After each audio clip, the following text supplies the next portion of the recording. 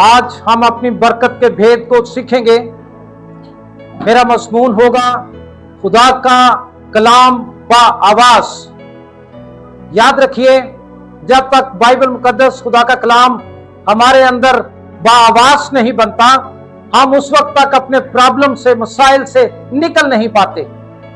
और फिर याद रखें कि खुदा का कलाम जो है वो पॉजिटिव है। जब हम इस कलाम को अपने मुंह में ले लेते हैं तो फिर इसकी आवाज बनाते हैं तो हमारे हालात बदल जाते हैं। हालात बदलने से पहले अल्फाज बदलना जरूरी है। ये मेरी बात गौर से सुने। हालात बदलने से पहले अल्फाज बदलना जरूरी है। मतलब यह है कि आपने हालात की बोली नहीं बोलनी। जिन हालात में से आप गुजर रहे हैं, आपको उसके अपोजिट बोलना है।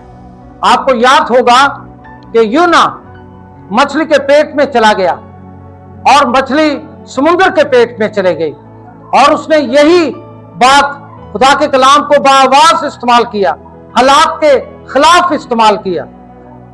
कैसे? जब वो मछली के पेट में था तो वहां पर ये आखिरी स्टेज था। उसके लिए कोई चोर दरवाजा नहीं था, कोई पीछे दरवाजा नहीं था। लेकिन बाइबल में लिखा है, जब यूना मछली के पेट में गया तो उसने खुदावंद अपने खुदा से ये दुआ की। क्या दुआ की? दुआ की और कहा, खुदावंद तूने मेरी सुन ली। बैठा मछली के पेट में है, पताल में है, और उसके उल्ट बोलने लगा, खुदावंद तूने मुझे पताल से निकाल लिया। खुदावंद मैं तेरी हैकल में तेरी कुर्बानियां चढ़ाऊंगा, मैं शुक्रगुजारियां अदा करूंगा। जब वो बार बार अपने हालात के खिलाफ बोलता रहा, ऑपोजिट बोलता रहा, तो पता खुदा ने मछली के पेट को हुक्म दिया और मछली ने यूना को उगल दिया। आज भी इस दुनिया के अंदर बहुत सारे लोग, मछली का पेट मुसीबत की अलामत है। कुछ लोग गुर्बत के पेट में हैं, कुछ लोग बीमारियों के पेट में हैं, कुछ लाइलाज बीमारियों के पेट में हैं, लोग ना जाने मसाइल के पेट में, अबलीस के कब्जे में है। लेकिन आप कैसे आजाद हो सकते हैं? हालात बदलने से पहले आपको अल्फाज को बदलना जरूरी है।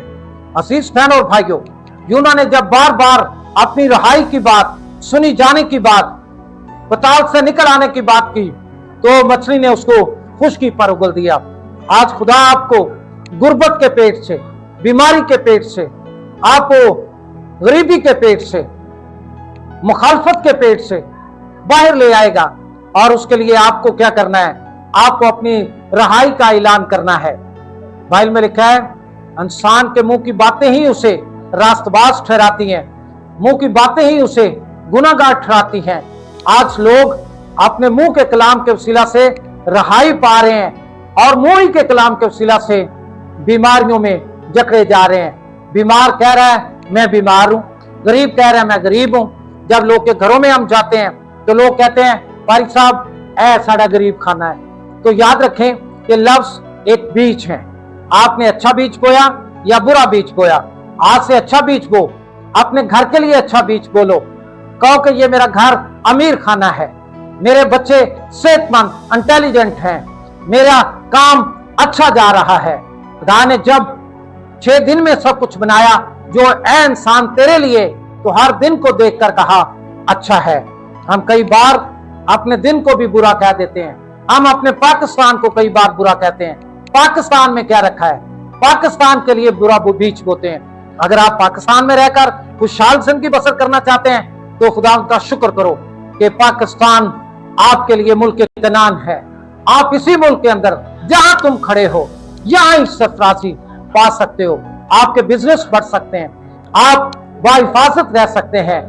याद रखिए, यूना अगर मछली के पेट में अच्छा बीज बो के, तो वो जो आखिरी स्टेज पर था, वो एक अच्छी जिंदगी के साथ अच्छा वास बनकर वो 20 लाख नैनवा के लोगों को बचाने का सबब बन गया।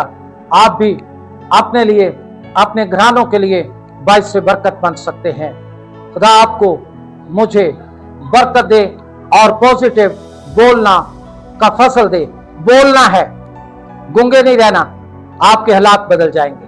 याद रखें कि इब्राहिम और सारा वो भांज थे, उम्र रसीदा थे, लेकिन उन्होंने इन हालात के अंदर एक अच्छा बीच बोलना शुरू किया। उन्होंने एक दूसरे को कौमों की मां, कौमों के बाप कहना शुरू कर दिया। अरे वो मामा पापा बन गए, आगे नस्ल बढ़ गई, कौमों के बाप बन गए। इसलिए आप जिस जगह पर हैं, जिस पोजीशन में हैं, आप अगर अच्छे हालात देखना चाहते हैं तो उसके उल्ट बोलना शुरू कर दें। उन्होंने कहा, उनका नाम सारी और सारा था, अब्राम था।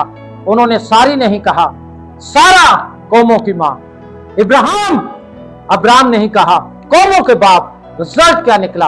वही जो कुछ उन्होंने कहा। आज गौर कीजिए, आप क्या कह रहे हैं। बाइबल कहती है जो कुछ कहोगे वो तुम्हारे लिए हो जाएगा। इसलिए आपने कहना है, आपके कहने में यह मुकाशफा है। जैसे खुदा ने कहा तो रोशनी हो गई, आप भी कहें, खुदा आपको बरकत दे। आमीन।